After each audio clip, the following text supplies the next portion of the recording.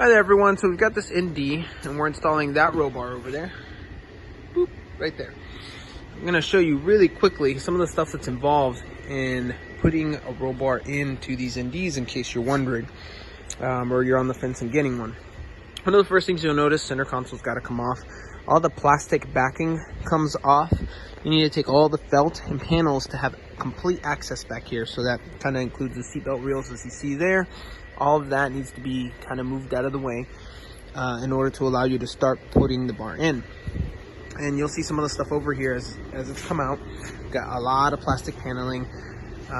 This is the factory bar that's in there that has to get unbolted and get completely removed.